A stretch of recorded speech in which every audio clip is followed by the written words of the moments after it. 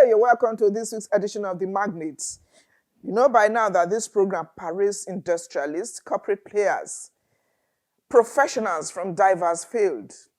Today we are going to be looking at how you encourage the poor in your community. We have somebody who has molded the poor, who has lifted the poor from their situation to a level that they can never imagine.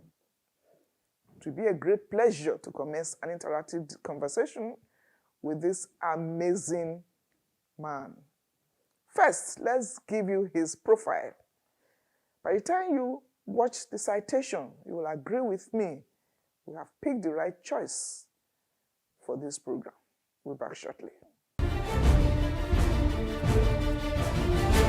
Dr. Godwin Ehigiamuose is an accomplished social entrepreneur and the pathfinder in the microfinance sector. He has applied the concept of social enterprise to successfully build a number of enterprises which addresses the need of persons and businesses at the bottom end of the society. His business interests span microfinance, microinsurance, microleasing, healthcare, and education.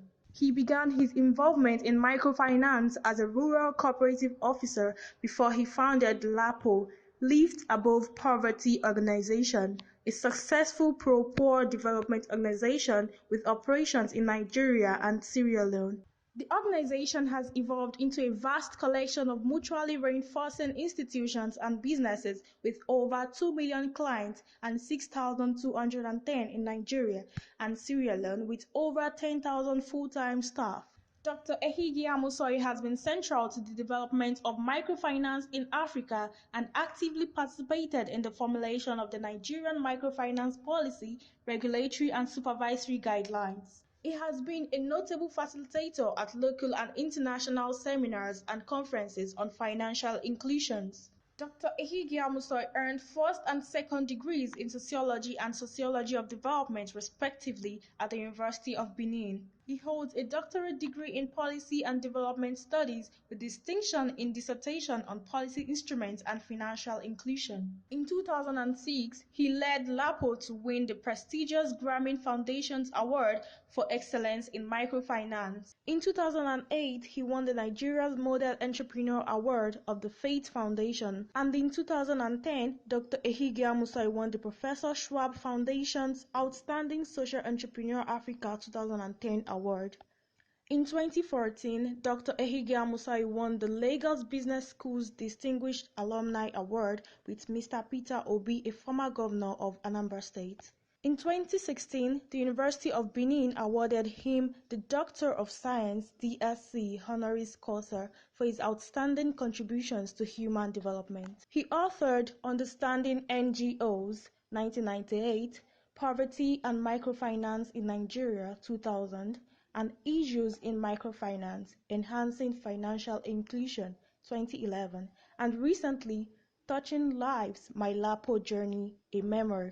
He is currently chair of the board, Goxi Microinsurance Company Limited, the first licensed microinsurance in Nigeria. He is married to Mrs. Ngozi Ehigiamuose and blessed with 5 children. Dr. Ehigiamuose strongly believes that meaningful development is only possible if the people at the bottom end of the society have full economic citizenship. Hello, this is the Magnate. Today we shall be focusing on poverty alleviation, and we have somebody who has done that creditably well in Nigeria and beyond. You want to know who this is? Come with us. Let's go over for an interactive conversation. And it's a great pleasure to be in the midst of an amazing man, somebody who is changing the narratives of a lot of people, the downtrodden in the society. Join me in welcoming Dr. Godwin Ehigiamuose. Thank you very much for coming on the program, sir. Thank you so much. Pleasure to be here. Wow, in fact, your citation really jolted me. Now we're going to talk of, he's the founder of Lift Above Poverty Organization. Well, a lot of conglomerates that has come out from that. One of them is the LAPO Microfinance, Goxi Insurance, and so many others. He'll be sharing all his thoughts with us. But first, Share your early childhood with us that you think, because it is when you have gone through something you feel that there's a need for people to be impacted. I don't want to believe that you went through poverty that you feel that you should make a difference in the lives of the downtrodden. There's this tendency to think that what has shaped my perspective and indeed career is the fact that I might have experienced poverty. I strongly believe that there's beyond the fact that this general low standard of living of people in my community, but my household was actually considered as very privileged. I would explain. My father in my community, Uga, in Uhode local government, built the first story building in 1958. Wow. And that was only when maybe the number of such story buildings in Benin could be less than 15. So he was a great farmer and was doing a few other things.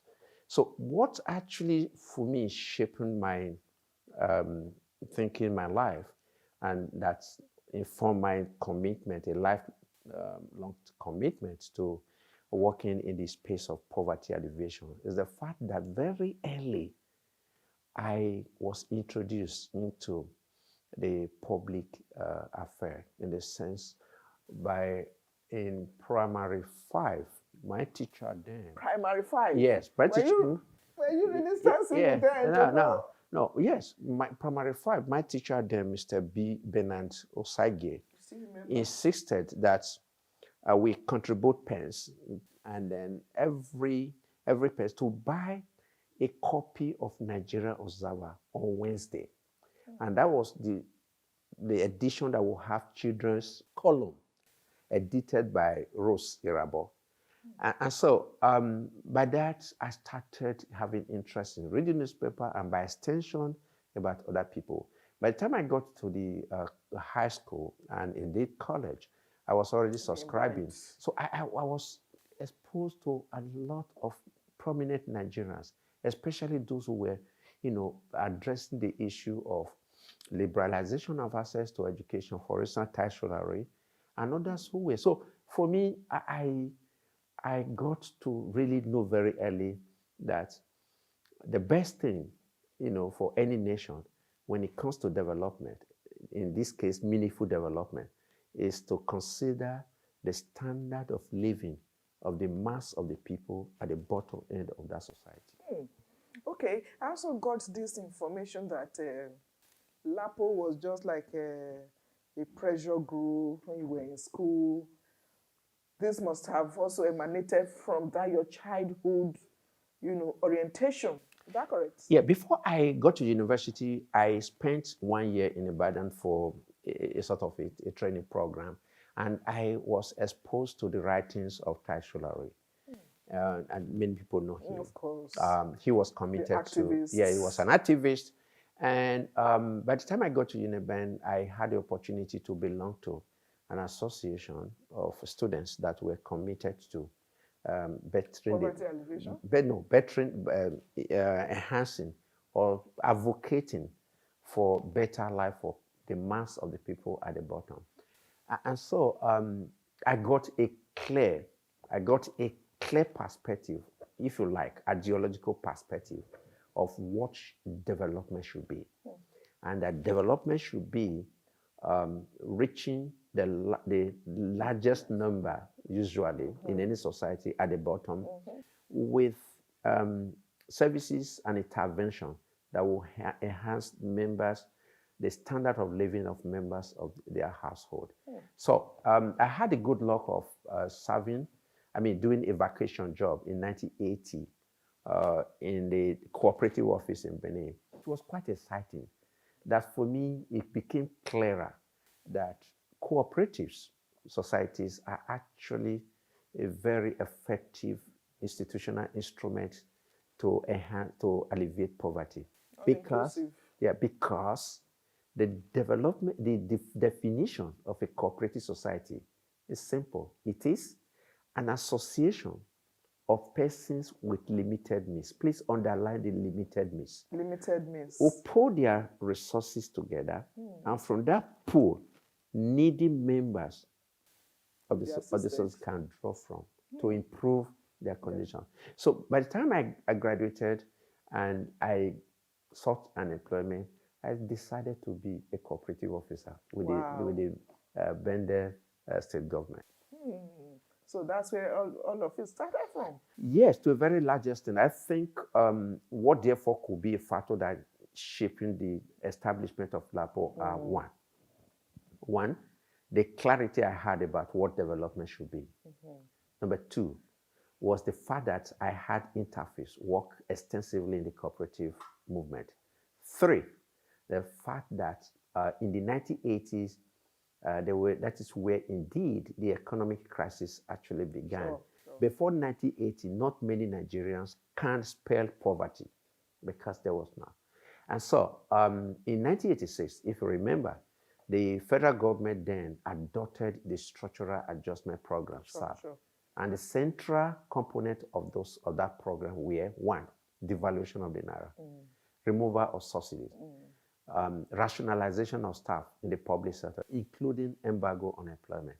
So the cumulative effect of all this led to a spike in the level of poverty, both in severity and in spread. That was the setting where I decided to intervene in a no-state manner, coming up with Lift Above Poverty Organization. You will agree with me that essentially it's a name, but it's also a mission statement. Okay, yes, a very apt mission statement. Yeah. You know, you talked about poverty, the downtrodden, those are the lowest cadre of the community, in the society. Now, we used to hear of community banks. Yeah. And then afterwards, microfinance bank came up. What's the difference? Is there any difference between the two? Well, I think let us go back a little before the community banks. We had the People's Bank. And at that time, and I should know, that was the most capitalized pro-poor financial institution globally. Capitalized, you said? Yeah, globally. Okay. So, and we know that there were issues there. And then you have the community banking, where you have community banks that were essentially banking institutions, but were not supervised by the central bank. Rather, the supervision was domiciled in the presidency. And that makes it essentially not a clearly financial institution. Not too elitist. I think there were obvious issues when it comes to issue of capitalization, issue of management, issue of course, the delinquency, which is very prevalent in our community. And so that was the setting. It's interesting that was the point that I decided to take a very simple action. What was it? 3 women in my church. Give them 100 naira each. 100 naira? Yes. And every Afro day in Ogwashuku, that is every 4th day, I will go around in the evening to collect 10 naira repayment. And so what was quite interesting for me, and I will tell you, was that even with all my experience in training, activity, in credit trips, in cooperatives, I was amazed that after about 5 Afro days collecting 10 naira, I also had another, from 3 of them, I have another 100 naira that I gave to somebody else. And it was like that. It was growing. Yeah, it was growing. Then until the fact that one, I needed to get some more money to add. Secondly, I got in touch with the Grameen Bank of Bangladesh, which we can also talk about. But another very interesting episode I will give to you was that one Afro day in the evening, about 7 o'clock, I went to a lady on Obuluno Road in Ogwashuku. And I knocked. And she came out. I said, no, I didn't borrow anything from you. Wow. I said, no, lift. No. So I was so dazed, because 4 days ago I was here and this lady paid. So I decided to just move along to go and meet the other person. And she ran after me. And she caught up with me and I said, please, sorry. I didn't want to know that. I didn't want my husband to know that I borrowed. He was watching television. So that obviously influenced the fact that we needed to try the group methodology. Interesting. You see, this Lift Above Poverty organization has really met a need. You must have done a thorough need assessment to know those category of people that will really, be able to benefit and need this. Sure. I will tell you, LAPO was not by accident. LAPO for me was it came out of my own clarity about what development should be. I continue to say this. The first thing was that I needed to conceptualize what poverty is in the first place. For me, poverty is an octopus with the tentacle of material deprivation, tentacle of poor health, and tentacle of social exclusion. A poor person has very low self-esteem. And so the program of LAPO was therefore structured to address material deprivation with credit. We call it microcredit then, not microfinance. And poor health was to be addressed with health awareness. Many people may not know, across communities in Nigeria, LAPO was at the forefront of the fight against HIV/AIDS. We organized rural women who were infested into what we call support group. Wow. And then we provide them with loan and also, more importantly, with information and even things about nutrition. And so we did that. And that's actually informed the eventual fact that we have to capitalize a big hospital in Benin. And the third one is social empowerment to address the social issue. At the beginning, we had a very creative training we deliver for 3 days in communities.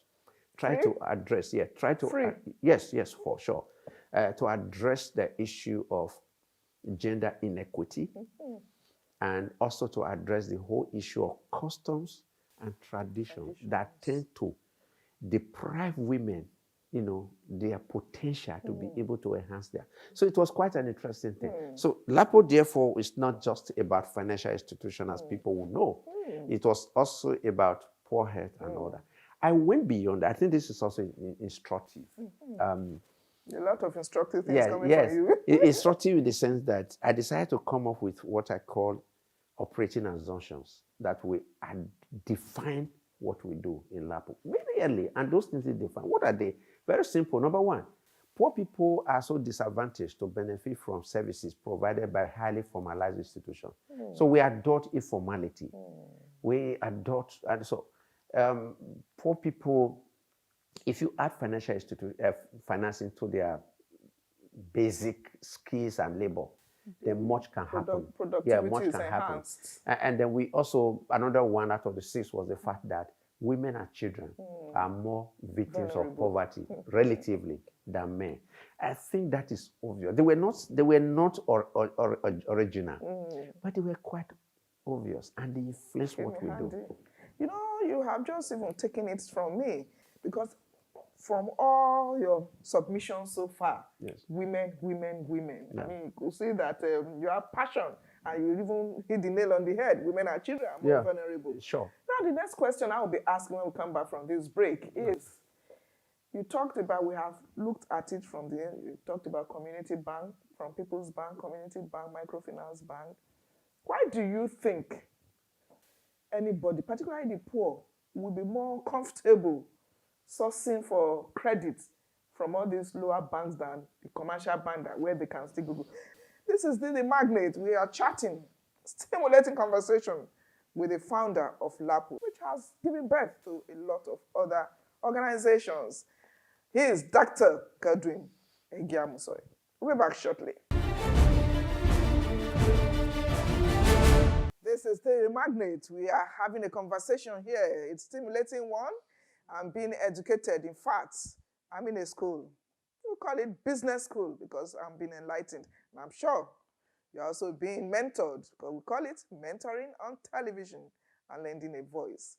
We are still with Dr. Godwin Ehigiamuose, the founder of Lift Above Poverty organization. Thank you again for joining us, sir. Thank you so much. Thank you for honoring us, even though we took quite a long time to get this. Now, the question is pending. Why would anybody, not even just the poor, those who want to go into business, want to do anything, be more comfortable coming to a microfinance to lend some money than going to the commercial banks. Actually, it's not by choice. It's the fact of access to finance. Before even the microfinance banks and of course community bank and people's bank, poor people ordinarily never had access to institutional credit. Collaterals and the likes. For the complicated and requirements of the financial institution, the mainstream financial system, actually exclude the poor people. And so they were given a sort of a blanket name, that is, they were not bankable. And so they became differentialized. Yeah. So when you now say, why do they therefore come? They come to microfinance bank because essentially microfinance bank are supposed to remove those barriers that the mainstream financial institution place against ordinary people. What are they? The requirement for collateral. In a classical microfinance, and the way LAPO does it, is the fact that we do not demand for collateral. Asking for collateral for those people is akin to asking someone to provide what in the first place he does not possess. and so that's actually, the barrier is already there. Yes. So the whole issue of People's Bank, Community Bank, now Microfinance Bank, and there you had the thinkers, is essentially to expand access to the poor. In other words, to enhance financial inclusion. Okay. And so that is the reason. It's not by choice. All right. Very interesting. And before now, you can imagine you started by giving people 100 naira. You have traversed, you have grown to the extent that LAPO is now a household name. I'm not sure there's any state in the country where you are not present. Yeah, even outside the country. Wow. What has worked for you? Because why I'm asking that question, the mortality rates of microfinance bank is very high. Yeah. I agree with you. What has worked for us? Let me also tell you that we have not always been great like this. So we also have our challenges. And then, but eventually, what are those things? If I need to reflect, is the fact that I will put it in a one sentence, and then probably I will explain. When you do a microfinance, which is essentially a human development enterprise, and to be successful and sustainable for over a long time, you must adopt the delicate combination of managing with head and heart. Wow. And that means that, first of all, you must realize that these are people, they have their needs, they have their sensibilities, and you need to, address those things. And some of those needs are beyond financial needs. How to deal with their children's school fees, health issues, injustice, and all that. You need to also address that. You're not thinking like a capitalist. Yes. At the same time, you must also run the business in a very professional manner using your head. You must ensure that you have the right governance structure and processes in place. You must ensure that you do so much of financial planning and projections. You need to also ensure that you strengthen your risk management structures and processes. And so these are the combination that has helped us. We've been able to, for instance, we do what we call credit plus. That is to say, we provide credit, but we also ensure that we provide scholarship to children of our clients. We provide health, and we know that many of them are victims of injustices, especially the inheritance, the inheritance. And so we provide what legal aid, services to these people. And so when you do all that, and therefore you provide them with credit. All-inclusive. So early clients of LAPO, I think many of them still think, they do not see LAPO as just a lending institution. Okay. They actually see LAPO as our institution.